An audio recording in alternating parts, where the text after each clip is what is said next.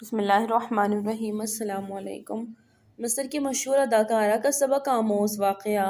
حالہ فواد مصر کی ایک مشہور اداکارہ تھی۔ وہ اپنے بارے میں بتاتی ہیں، بچپن میں میرے اندر بہت شرم و حیا تھی۔ مجھے دین پر چلنے کا بھی بہت شوق تھا۔ میں اسکول کے علاوہ باقی وقت گھر پر ہی رہتی تھی، لیکن نفس امارہ، شیطان اور روشنیوں کی زندگی کی چکا چوند نے مجھے گمراہ کر دیا اور میں اداکاری میں آ کر فلموں اور ڈراموں کے ذریعے اپنے نوجوان نسل کی گمراہی کا باعث بننے لگی۔ یہ اس وقت کی بات ہے جب میرے بچے کی ولادت تھی۔ میں شدید بیمار ہو گئی۔ بچے کی ولادت سے پہلے ڈاکٹرز مجھے 3 دن تک مصنوعی سانس دیتے رہے۔ میرا اتنا زیادہ خون بہہ گیا، میری زندگی خطرے میں پڑ گئی اور میرا بڑا آپریشن کر دیا گیا۔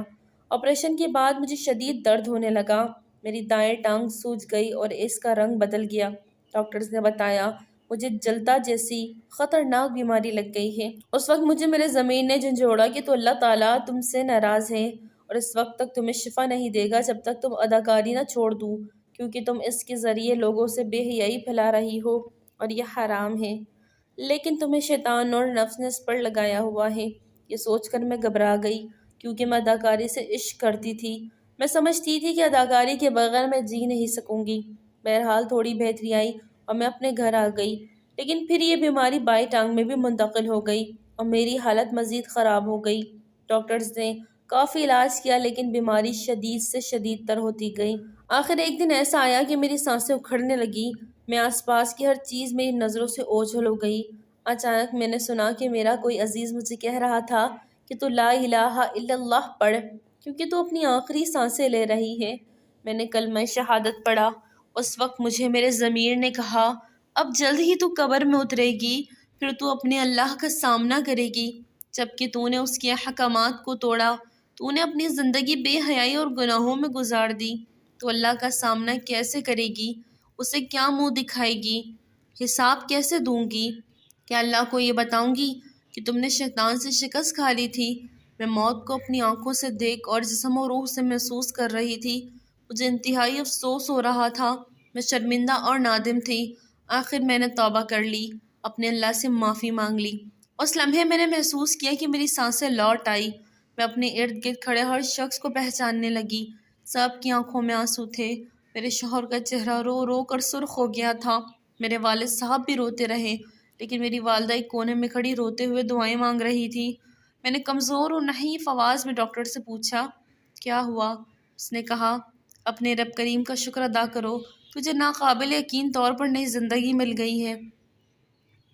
میں نے آنکھیں بند کر لی اور آس پاس سے غافل ہو کر سوچنے لگی کہ یہ زندگی کتنی مختصر سی ہے، پھر بھی ہم اسے گناہوں میں بسر کر دیتے ہیں۔